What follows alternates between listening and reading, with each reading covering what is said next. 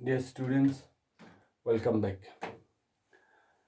तो आज के इस लेक्चर में जो कि हम अभी कंटिन्यू करने जा रहे हैं, आप जो हम पढ़ रहे थे टेनाबे-सुगानो डायग्राम। तो पिछले क्लास में हमने देखा कि कैसे हम टेनाबे-सुगानो डायग्राम्स को बनाया जा सकता है। ठीक है, इसके बाद हम इसे कैसे हम डिफरेंट पैरामीटर्स जैसे कि हमारा डेल्टा नॉट है या हमारा एनर्जी वैल्यूज़ है या हमारा राका पैरामीटर जो पैरामीटर वैल्यूज़ है वो डिफरेंट वैल्यूज़ हम कैसे निकाल सकते थे। तो पिछले क्लास में हमने डिस्कस किया था D2 सिस्टम के लिए।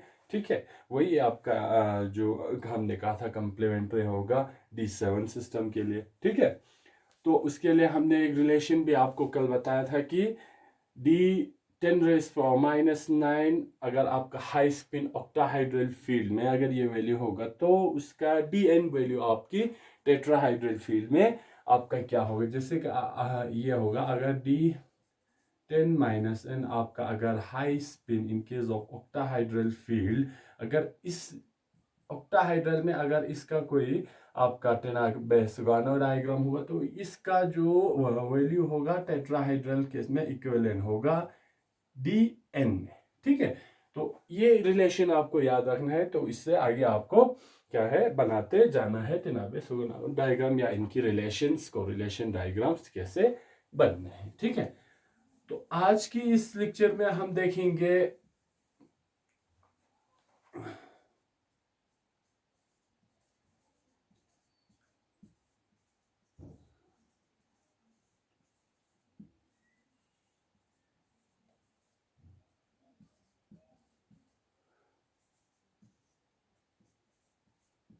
आज हम डिस्कस करेंगे टेनाबे-सुगानो डायग्राम फॉर D3 आयन और इसके साथ इस पे कुछ प्रॉब्लम भी हम सॉल्व करने की कोशिश करेंगे।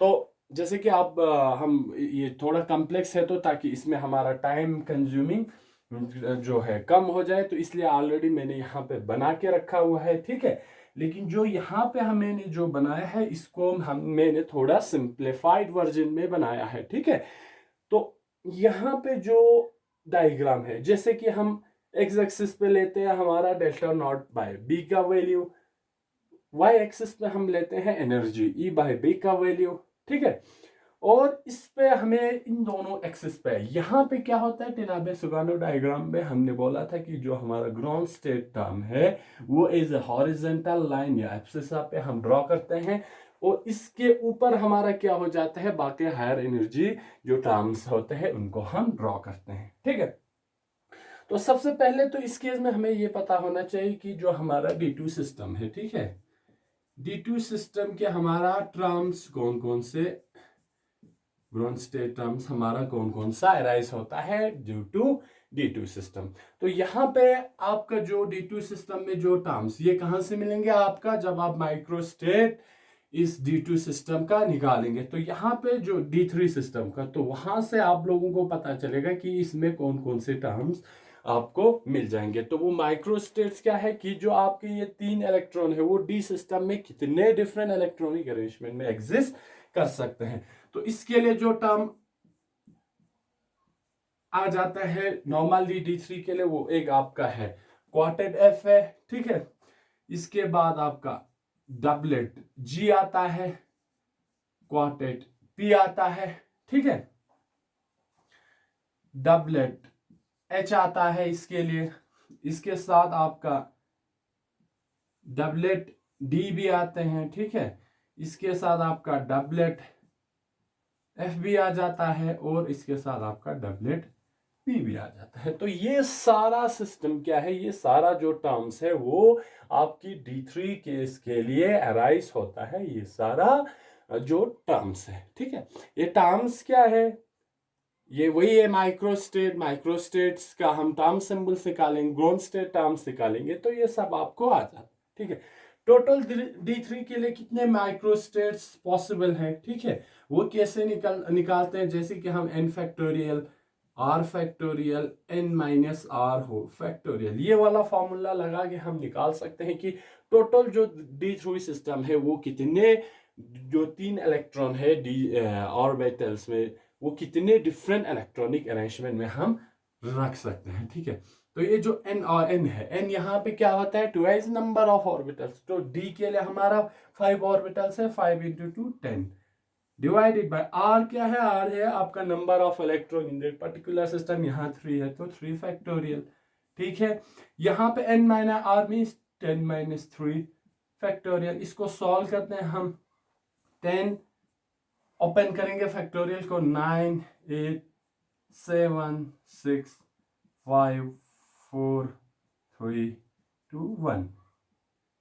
ऐसे आपका फैक्टोरियल ओपन होगा। यहाँ पे क्या होगा, 3 इंटू 2 इंटू 1, 10 माइनस 3 7, ये फैक्टोरियल ओपन होगा, 7 6 5 4 3 2 एंड 1। ये फैक्टोरियल ऐसे आपका क्या होगा, ये ओपन हो जाएंगे। फिर यहाँ देखते हैं, कैलकुलेट करते हैं, 7 से लेके यहाँ तक और ऊपर वाले 7 से 1 तक आपको क्या हो जाएंगे, कैंसिल आउट।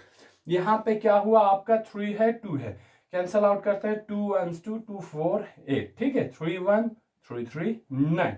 आपका बचा इधर कितना, 10 इंटू 3 इंटू 4।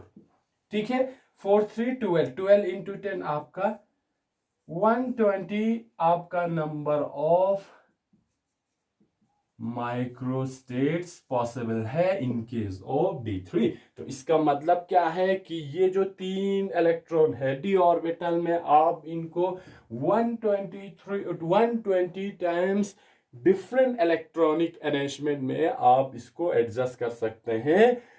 जो हमारे 5 d ऑर्बिटल में 1 2 3 4 5, कभी एक इधर होगा, ये तीनों ऐसे होंगे। ठीक है, कभी क्या होगा आपका, एक ऊपर एक नीचे होंगे इस तरह, दूसरा भी ऊपर।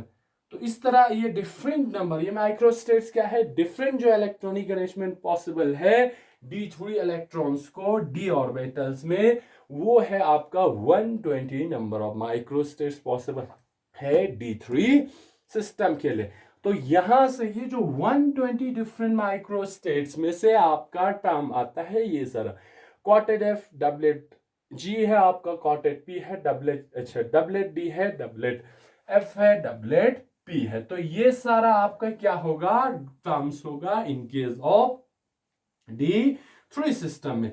अब क्या होता है, अब हमने कहा था कि जब हम ये D3 सिस्टम, ये जो टर्म्स है, इनको जब हम फील्ड इफेक्ट में लाते हैं तो ये क्या हो जाता है, इररिड्यूसिबल रिप्रेजेंटेशन, जिससे हम लेकिन सिंबल्स भी कहते हैं, उनमें क्या हो जाता है, डिवाइड हो जाता है। जैसे कि हमारा F है, F हमने कहा था टोटल F में क्या कितना होता है, हमारे पास 7 ऑर्बिटल्स होते हैं। ठीक है, तो ये कैसे डिवाइड हो जाएंगे, ये आपका एक T2G में होता है, T1G में होता है और आपका A2G में डिवाइड होता है। ठीक है, 3 3 6 1 7, क्योंकि ये ट्रिपलेट है, ये भी ट्रिपलेट है, ये ट्रिपल डिजेनरेट सिंगल डिजेनरेट। ठीक है, उसी तरह आपका D हमने कहा था कि ये आपका एक T2G और दूसरा EG में, क्योंकि टोटल 5 ऑर्बिटल्स होता है, 3 इधर 2 इधर 5।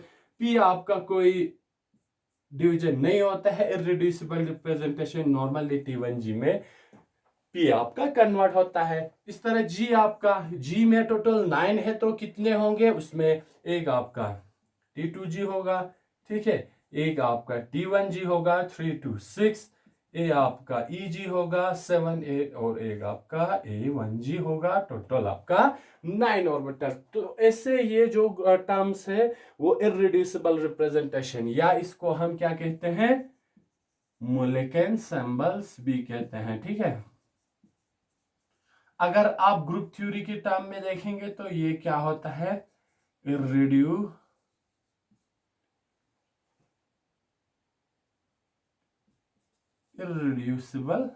रिप्रेजेंटेशन। इसका मतलब क्या है कि ये फर्दर रिड्यूस नहीं हो सकता है। ये जब आप ग्रुप थ्योरी पढ़ेंगे तो वहां आपको पता चलेगा कि ये इररिड्यूसिबल रिप्रेजेंटेशन कैसे निकालते हैं। ठीक, तो ये सारा जो हमारा टर्म है वो हमारे इररिड्यूसिबल रिप्रेजेंटेशन में ऐसे क्या होता है, कन्वर्ट हो जाता है। ठीक है, तो ये टर्म्स हुए और ऐसे ये इररिड्यूसिबल रिप्रेजेंटेशन में कन्वर्ट होता है, वही हमने यहाँ पे दिखाया। ठीक, लेकिन ताकि ये जो डायग्राम कॉम्प्लेक्स ना हो जाए, ठीक है, मैंने यहाँ पे जो थोड़ा हमारे लिए यूजफुल है या जिसमें हमारा जो स्पिन अलाउड ट्रांजैक्शन है या जो थोड़ा हमारा एनर्जी जो हमने कम एनर्जी से हायर एनर्जी की ओर हमारे ये टर्म्स बढ़ता जाता है, तो जो पॉसिबल टर्म्स है और जो डायग्राम यहाँ आपको आसानी से समझ में आए वो मैंने यहाँ पे रखा हुआ है। बाकी जो हमारे जरूरत के नहीं है तो उसको हमने डायग्राम में इंक्लूड नहीं किए हैं, ठीक है। क्योंकि हमारा जो इलेक्ट्रॉनिक ट्रांजैक्शन है वो हमें सबसे इंपॉर्टेंट है कि जो हमारा सिलेक्शन रूल्स को फॉलो करे। सिलेक्शन रूल्स अगर आपको ओके करता है तो ठीक है, अगर सिलेक्शन रूल्स आपको ओके नहीं करता है तो आपका वो वाला ट्रांजैक्शन पॉसिबल नहीं है, ठीक है।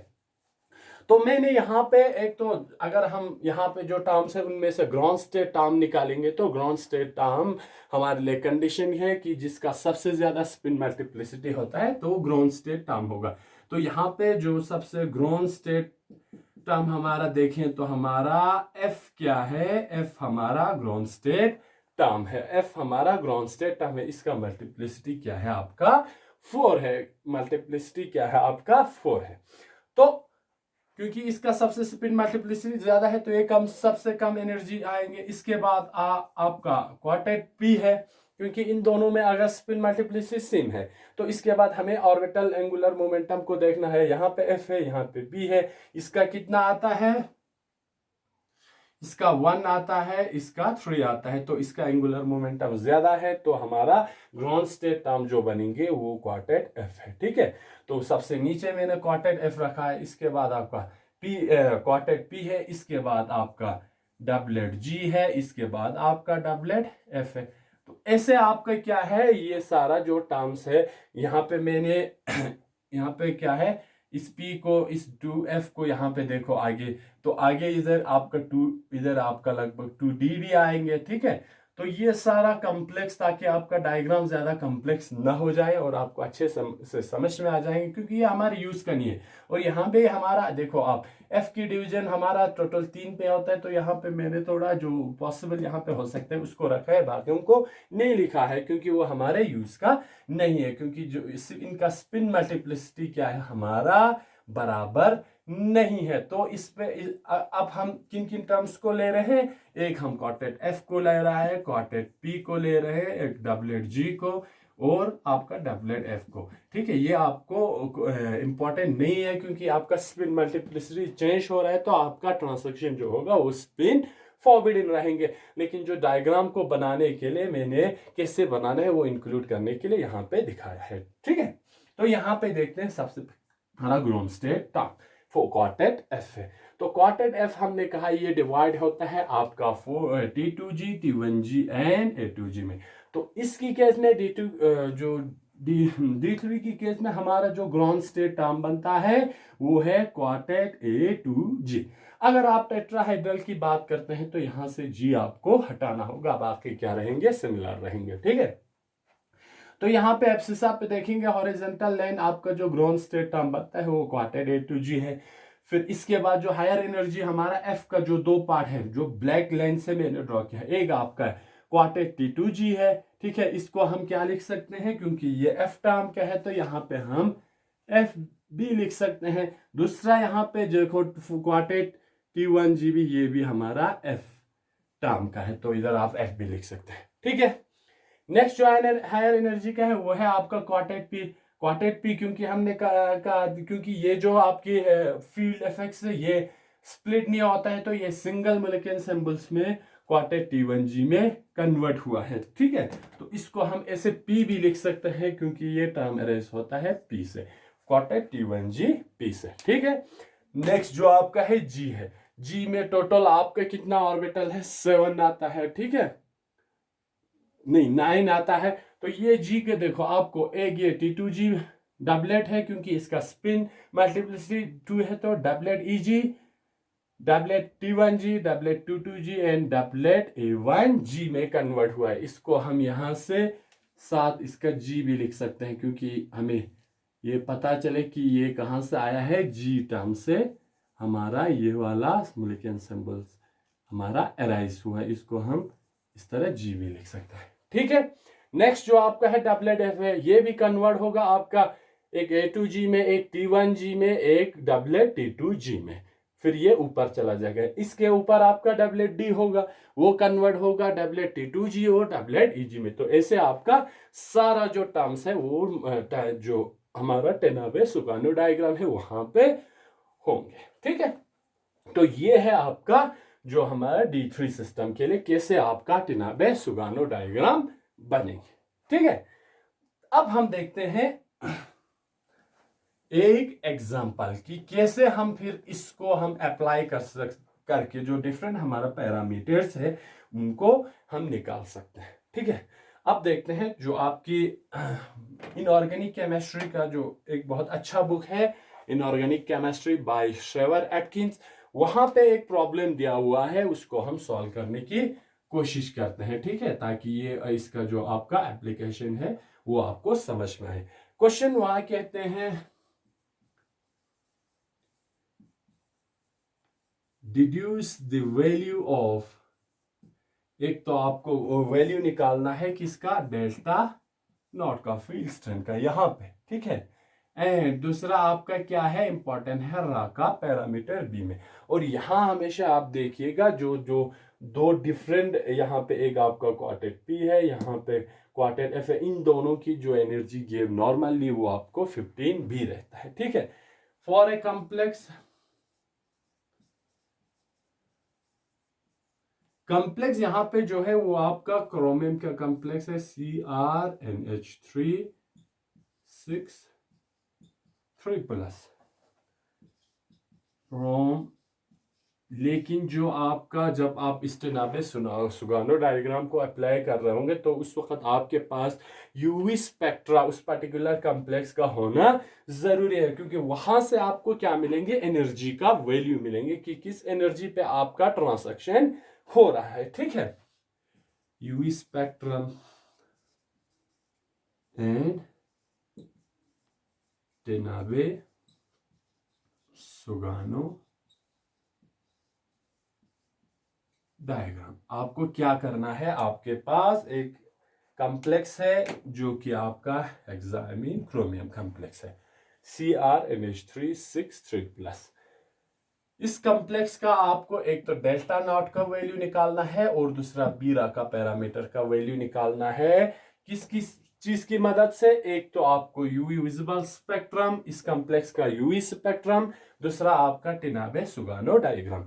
टेनाबे सुगानो डायग्राम भी आपके बुक में दिए होंगे, यूवी स्पेक्ट्रा भी आपके बुक में दिए होंगे, तो वहां से आपको इन दोनों की वैल्यू निकालना है। तो यहां से आपको इसकी एप्लीकेशन पता चल जाएंगे। ठीक है, तो सबसे पहले हम देखेंगे कि हमारा जो क्रोमियम है, ठीक है, क्रोमियम जो है हमारा अगर नॉर्मल करें तो इसका 24 आपका इलेक्ट्रॉनिक कन्फिग्रेशन है। ठीक है, तो 3 प्लस में आपको ये इसमें क्या होगा, आपका D4 होंगे। ठीक है,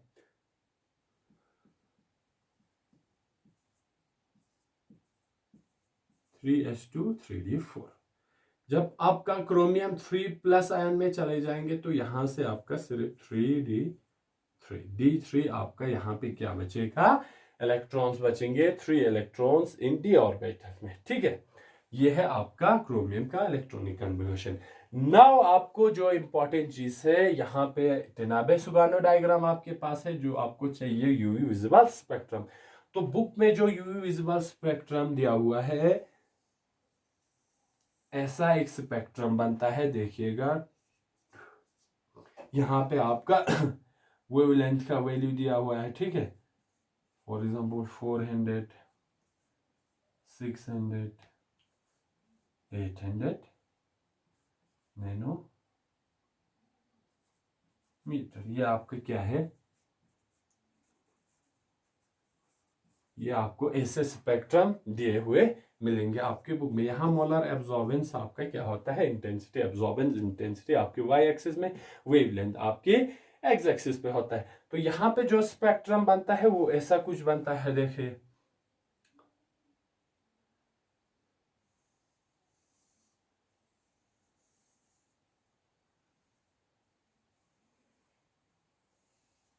ऐसा आपको एक एब्जॉर्प्शन स्पेक्ट्रम मिलेंगे। एब्जॉर्प्शन स्पेक्ट्रम में क्या होगा, आपका एब्जॉर्प्शन पीक्स होंगे। ऐसे आपको दो एब्जॉर्प्शन पीक मिलेंगे इन केस ऑफ CrNH3 6 3+। और जब इसको मैग्नीफाई करेंगे तो यहाँ पे आपको एक और पीक, छोटा सा पीक मिलेंगे मैग्नीफाई करने के बाद पीक में, ठीक है।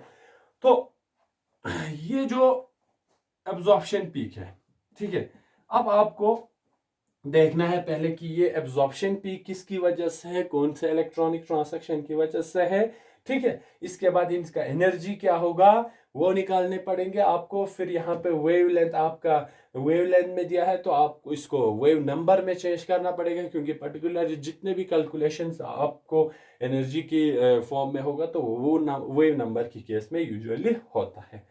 तो अब यहाँ पे देखेंगे हम इस स्पेक्ट्रा को। तो यहाँ पे हमारे पास जो पॉसिबल इलेक्ट्रॉनिक ट्रांसैक्शन है, जो कि हमारा स्पिन अलाउड ट्रांसैक्शन होगा। क्योंकि स्पिन अलाउड ट्रांसैक्शन क्या है, कहते हैं अगर हमारा स्पिन अलाउड ट्रांसैक्शन कहता है कि delta S should be zero, there should be no change in the spin multiplicity of the two translation state. हमारे जो इलेक्ट्रॉनिक जो स्टेट्स है, डिफरेंट जो टर्म्स है, उनके बीच में जो इलेक्ट्रॉनिक ट्रांसैक्शन होना है उसके लिए स्पिन मल्टीप्लिसिटी का चेंज नहीं होना है। तो यहाँ पे देखिए जो हमारे ग्राउंड स्टेट टर्म है उसका जो स्पिन मल्टीप्लिसिटी आपका है क्वार्टेट 4 है। तो यहाँ पे अगर हम हायर एनर्जी अगर हम देखेंगे तो इसमें पॉसिबल सिर्फ उन्हीं हमारे हायर एनर्जी स्टेट्स में होंगे जिनका स्पिन मल्टीप्लिसिटी सिर्फ 4 होंगे। तो यहाँ पे देखेंगे 2 है, तो यहाँ ये तो स्पिन फॉरवर्डिंग ट्रांसैक्शन हुआ, यहाँ पे भी, यहाँ पे भी। अब यहाँ पे जो एफ टर्म में है वो उसका स्पिन सेम है, तो एक ट्रांसैक्शन तो ग्राउंड स्टेट से इसमें पॉसिबल है। दूसरा यहाँ पे है क्वार्टेट T1GF, तो यहाँ स्पिन मल्टीप्लिसिटी सेम है, ये भी हो सकता है। और जो लास्ट है वो आपका क्वार्टेट T1GP। तीन पॉसिबल हमारे पास टिनाबो सुगानो डायग्राम कहते हैं कि तीन पॉसिबल ट्रांसैक्शन, जो कि हम यहाँ से देखने पे हमें पता चल जाता है तीन पॉसिबल ट्रांसैक्शन है। तो यहाँ पे भी हमारे पास यूवी विजिबल स्पेक्ट्रा में कितने पीक्स आ रहे हैं, तीन पीक्स आ रहे हैं, ठीक है। तीन पीक्स आने का मतलब है कि हमारे पास सिर्फ ये तीन ट्रांसैक्शन अलाउड है, यही तीन ट्रांसैक्शन हमारे पास मिल रहे हैं, ठीक है। अब जो ट्रांसैक्शन है उसको अगर हम देखें तो एक ट्रांसैक्शन हमारा क्या हो जाता है, ये वाला पॉसिबल है,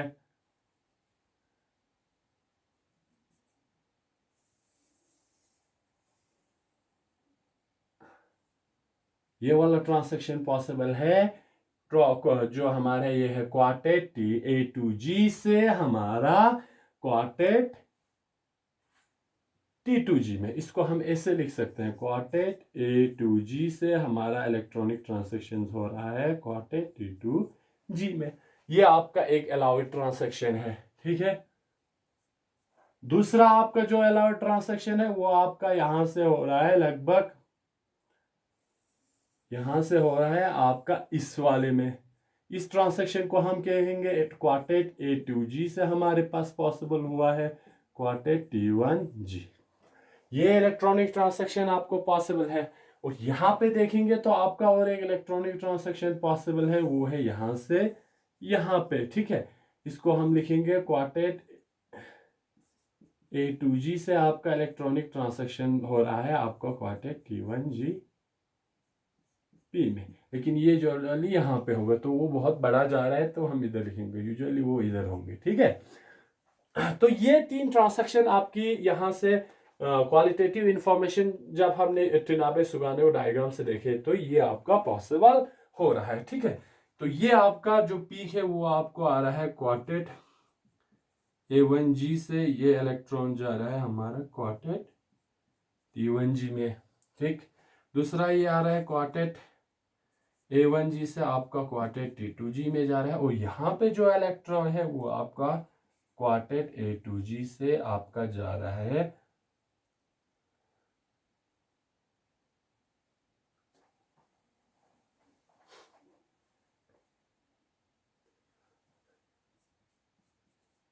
T1G, ये पीक है, ठीक है। तो ये चार पॉसिबल ट्रांसैक्शंस आपको यहाँ पे मिल रहा है, ठीक है। अब देखेंगे, अब यहाँ पे जो ये पीक है, ये पीक है, इनकी पोजीशंस अगर हम देखें तो ये जो यूजुअली अराउंड आपका ये पीक 350 के अराउंड 350 नैनोमीटर के अराउंड ये पीक मिलता है आपको, ठीक है। ये आपको बुक्स में मिल जाएंगे इसका रेफरेंस। ये वाला पीक आपका अराउंड 464 पे मिलता है। तो ये आपका 650 प्लस आपको ये मिल जाता है। लेकिन ये आपको, क्योंकि ये हाई मैग्नीफाइड, जब आप ग्राफ को मैग्नीफाई करेंगे तो अभी आपको नजर आएंगे। अदरवाइज जो आपका मेन जो पीक दो है वो एक तो ये दोनों आपको क्या मिल जाएंगे, यहां से आपको मिल जाएंगे, ठीक है। तो यहाँ पे देखेंगे जो आपका हायर एनर्जी आपका जो पीक है वो आपका क्वार्टेट A1G से क्वार्टेट T1G में हो रहा है, A2G से ये A2 होंगे, क्योंकि आपका यहाँ जो ग्राउंड जो एनर्जी स्टेट है वो A2G है। A2G2 quartet T1G quartet A2G से क्वार्टेट T2G में आपका ये दो इलेक्ट्रॉनिक ट्रांजेक्शन हो रहा है। नेक्स्ट जो आपका यहाँ पे जो काम होंगे इसका, तो यहाँ पे सबसे पहले तो आपका ये जो वैल्यू है आपकी वेवलेंथ तक, इसको कन्वर्ट करना पड़ेगा आपको वेव नंबर में, क्योंकि यूजुअली जो एनर्जी बेस्ड कैलकुलेशन है वो सब वही नंबर की केस में होता है। तो इसके लिए जो फॉर्मूला अप्लाई होगा तो आपका यहाँ पे μ1, म्यू मीन्स हम क्या कहते हैं म्यू बार, इससे हम कहते हैं वेव नंबर में, ठीक है। जब आप वेवलेंथ को 1 लैम्डा की फॉर्म में लाते हैं तो वेव नंबर का उसमें चेंज होता है। तो आपका V1 क्या रहेगा, इसके लिए फॉर्मूला है 1 लैम्डा इंटू 10⁻⁻7। इस फॉर्मूले को लगा के आपको इसको कन्वर्ट करना है, ठीक है। तो जब आप इसको कन्वर्ट करेंगे तो आपके पास क्या हो जाएंगे, 1 लैम्डा का वैल्यू आपका फर्स्ट केस में 464 इंटू 10⁻⁷ ठीक है। इसको कैलकुलेट करेंगे आप, तो इसको ऊपर ले जाएंगे तो 10⁻7 डिवाइडेड बाई 464, ठीक है। तो जब आप इसको कैलकुलेट करेंगे तो इसका एनर्जी आपको लगभग मिलेंगे 21,550 सेंटीमीटर इनवर्स, ठीक है। तो सबसे पहले जब आप इस पे काम करेंगे तो आपका वेवलेंथ का वैल्यू वेव नंबर में चेंज करने होंगे आपको। दूसरा है आपका ये वाला 350 वाला। सिमिलरली इसको अगर μ/2 करेंगे, ये 1 लैम्डा की जगह अब आपके कितना वैल्यू है 350 इंटू 10⁻⁻7। इसको ऊपर ले जाएंगे 10⁻7350 विच इज इक्वल टू, जब आप इसको कैलकुलेट करेंगे आपका 28,500 सेंटीमीटर इसका आपको वैल्यू मिल जाएंगे, ठीक है। तो यहां अगर आप देखेंगे तो ये वाला एनर्जी आपका हाई एनर्जी ट्रांसैक्शन है, ये आपका लोएस्ट एनर्जी ट्रांसैक्शन है, ठीक है। क्योंकि जितना आपका वेव नंबर कम होगा उतना आपका एनर्जी क्या होगा, ज्यादा हो जाएंगे, ठीक है। तो यहाँ पे आपका जो एनर्जी है, ठीक है, ये आपका इसको E2 कहेंगे, इसको हम E1 कहेंगे, ठीक है। ये दो वैल्यू आपको यहां से वेवलेंथ से आपका वेव नंबर में आपका वैल्यू आ गया। एक आपका 21,550 जो कि आपका बराबर आता है quartet A2G to quartet T2G, and second E2 28,500 centimetre inverse which is for quartet A2G to quartet T1G, ठीक है। फिर क्या करने होते हैं, जो कि पिछले क्लास में हमने कहा था, नेक्स्ट जो आपका काम होगा, क्योंकि आपका एनर्जी जो वेव नंबर का वैल्यू आया है दोनों, एक E1 के लिए आया है, E2 आया है। नेक्स्ट जो आपका काम होता है वो आपको एनर्जी रेशियो लेना होता है, ठीक है। एनर्जी रेशियो आपका E2 divided by E1 which is equal to, E2 आपका है 28,500 सेंटीमीटर इनवर्स, E1 आपका है 21,550, ठीक है। जब आप इनकी रेशियो लेंगे तो इनको सॉल्व करने पे आपको अराउंड मिल जाएंगे ये 1.32, क्योंकि इसको हमने कैलकुलेट कर रखे हैं। तो आप इसको कैलकुलेट करके ठीक से आप इसको कैलकुलेट करके निकाल सकते हैं। तो ये अप्रोक्सीमेट आता है आपका 1.32 के बराबर, ठीक है। किसका आया, एनर्जी रेशो का वैल्यू आया आपका 1.32 के बराबर। अब यहाँ पे जो आपका लोएस्ट एनर्जी ट्रांसैक्शन है वो अराउंड यहाँ पे अगर आप देखेंगे तो ये आपका 32.8 के अराउंड आता है। तो इसका वैल्यू अगर इसकी एनर्जी को देखेंगे तो ये डेल्टा नॉट बाय बी का वैल्यू आपको देखना है। जो एनर्जी इस एनर्जी के फर्स्ट जो ट्रांसैक्शन का क्वार्टेट A2G2 क्वार्टेट T2G जो आपकी कम एनर्जी वाला है, लोवेस्ट एनर्जी वाला जो ट्रांसैक्शन है वो आपका आता है अराउंड आपका 32.8 यहाँ 30 है, यहाँ 32 पॉइंट आपके पोजीशंस पे आपका ये वैल्यू आता है। ठीक है, इसको कैसे देखेंगे? इसको ऐसे देखेंगे, ये वाला 1.32। अब आपको रोलर को लेना है, स्केल को लेना है अपने हाथ में। तो यहां से आपको ऐसे मेजर करते जाना है इनकी डिस्टेंस, ये ग्राउंड स्टेट और ये जहां पे जो इलेक्ट्रॉनिक ट्रांसैक्शन हो रहा है यहाँ पे फर्स्ट इवन इस वाले ट्रांसैक्शन μ1 रखेंगे, μ2 रखेंगे। तो इसकी गैप यहां से यहां की गैप और जो सेकंड ट्रांसैक्शन है ग्राउंड स्टेट की इसकी गैप, इन दोनों की रेशो मींस आपको यहाँ पे V2/V1 का वैल्यू आपको एडजस्ट करना है 1.32 तक।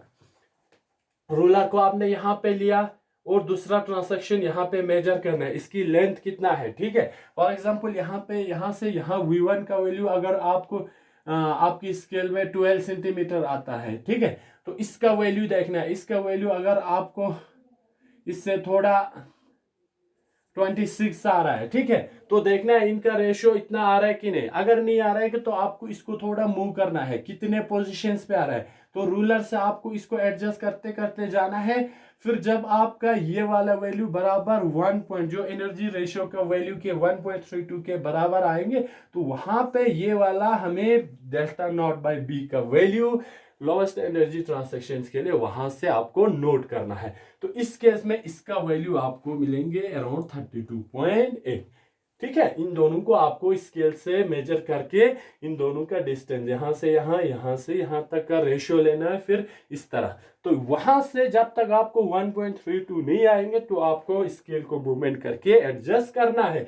तो बराबर जब आपको 1.32 रेशियो वैल्यू आएंगे तो वहां पे इसका जो डेल्टा नॉट बाय बी का वैल्यू आपको क्या करना है, नोट करना है। ठीक है, तो यहां से इसकी केस में डेल्टा नॉट बाय बी का वैल्यू आपको अराउंड 32.8 आता है। ठीक है, तो ये वाला आपका नेक्स्ट स्टेप हुआ। अब आप देखेंगे कि y एक्सिस पे, ये x एक्सिस पे डेल्टा नॉट का वैल्यू है, y एक्सिस पे आपके एनर्जी का वैल्यू, जैसे कि यहां से अब आप इसको लाइन ड्रॉ करेंगे। ठीक है, लाइन ड्रॉ करके आपको इधर y एक्सिस पे लेना है। ठीक है, कि इसका एनर्जी का वैल्यू कितना है। फॉर एग्जांपल इस वाले फर्स्ट ट्रांसैक्शन इसको हम E1 रखेंगे, सेकंड को हम देखेंगे, फिर यहाँ पे इसको यहाँ से स्ट्रेट लाइन ड्रॉ करके y एक्सिस पे देखना है, इसको हम E2 मानेंगे। ठीक है, तो यहाँ पे इसका वैल्यू कितना आ रहा है उसको आपको नोट करना है। जैसे कि यहाँ पे E/V का वैल्यू फॉर एग्जांपल नेक्स्ट जो आपका E1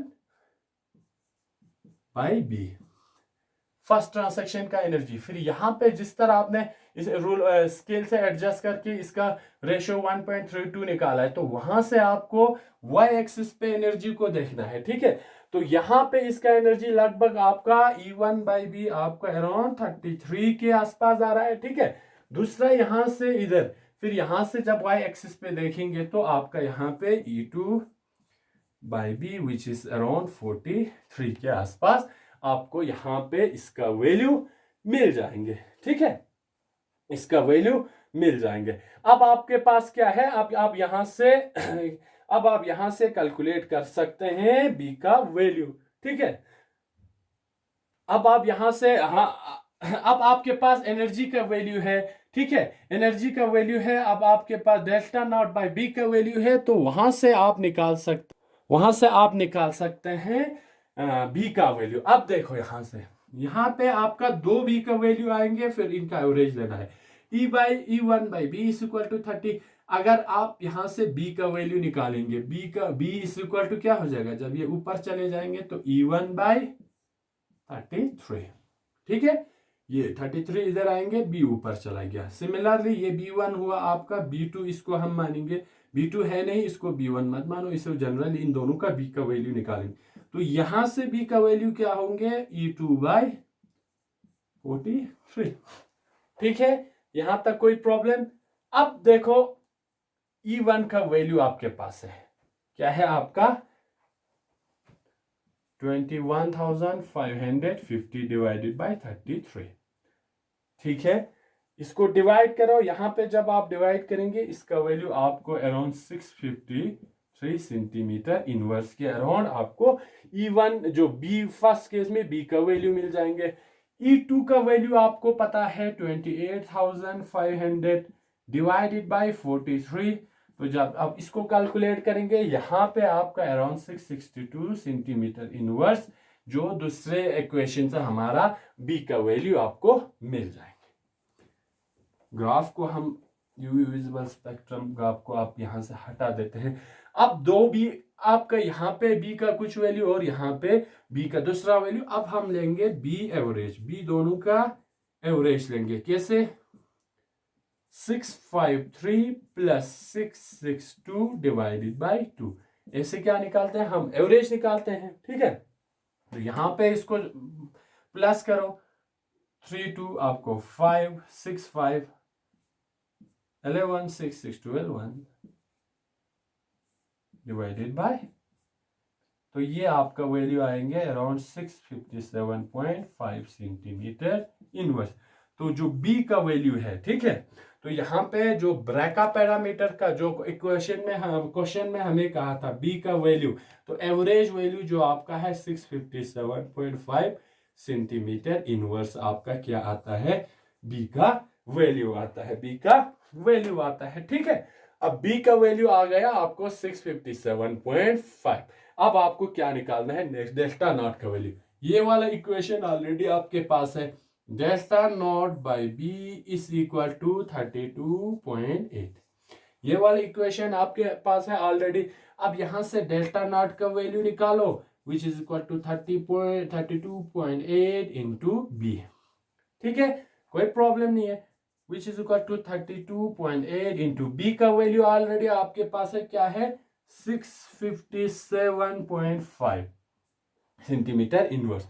इसको कैलकुलेट करो, इसको कैलकुलेट करने पे आपको अराउंड आ जाएंगे 21,549.6 सेंटीमीटर इनवर्स आएंगे। अगर इसको हम राउंड ऑफ करेंगे तो ये आपको मिलेंगे अराउंड 2155। यहां से 6 है तो 1 इधर कैरी ऑन आएंगे, 9 9 प्लस 1 10 10 एक इधर आएंगे, तो 5550 सेंटीमीटर इनवर्स। तो आपका जो डेल्टा नॉट का वैल्यू आएंगे वो आपको अराउंड 21,550। तो डेल्टा नॉट का वैल्यू जो आता है वो अराउंड 21,550 सेंटीमीटर इनवर्स आपको क्या मिलेंगे, इसकी केस में डेल्टा नॉट का वैल्यू मिल जाएंगे। D3 केस में कॉम्प्लेक्स हमारा क्या था, हमारा कॉम्प्लेक्स था क्रोमियम का CrNH3 प्लस।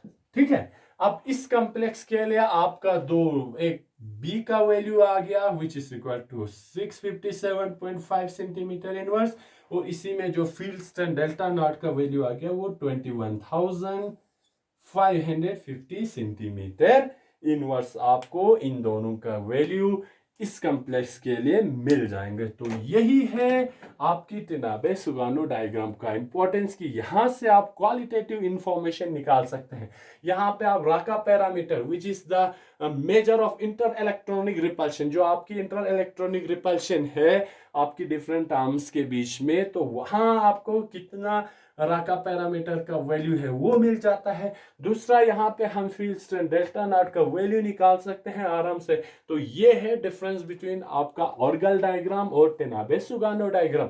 इसकी मदद से हम क्वालिटेटिव इंफॉर्मेशन निकाल सकते हैं। हाउएवर ऑर्गल डायग्राम में आपको सिर्फ क्वालिटेटिव इंफॉर्मेशन देता है कि कितने नंबर ऑफ पॉसिबल ट्रांसैक्शन और कितने नेचर के किस स्टेट से किस स्टेट के बीच में आपका ट्रांसैक्शन होता है, ये आपको ऑर्गल डायग्राम बताता है। लेकिन टिनाबे सुगानो डायग्राम आपको क्वालिटेटिव, जो कि जहां आपको फील्ड स्ट्रेंथ का वैल्यू भी आप कैलकुलेट कर सकते हैं, राका पैरामीटर डिफरेंट जो हमारे पैरामीटर्स हैं उनका वैल्यू आप यहां से कैलकुलेट कर सकते हैं। ठीक है, तो ये हुआ आपकी एक D3 सिस्टम के लिए, जो कि D2 के लिए हमने एग्जांपल के साथ लिया, D3 के लिए लिया। तो नेक्स्ट जो हम नेक्स्ट क्लास में लेंगे वो हम D6 के लिए लेंगे। ठीक है, D6 के लिए बाकी सब इसी के रिलेटेड होंगे। इसी की तरह आपको सबको D4 D5 के लिए आपको क्या करना है, कैलकुलेट करना है। प्रोसीजर आपको पता होना चाहिए। अब D6 में आपका बहुत हाई स्पिन लो स्पिन के लिए अलग, यही डायग्राम में अलग अलग पार्ट बनेंगे, क्योंकि हाई स्पिन में आपका कोई अलग सा ग्राउंड स्टेट होगा, लो स्पिन में वो चेंज हो जाएंगे, कोई दूसरा आपका ग्राउंड स्टेट बनेंगे।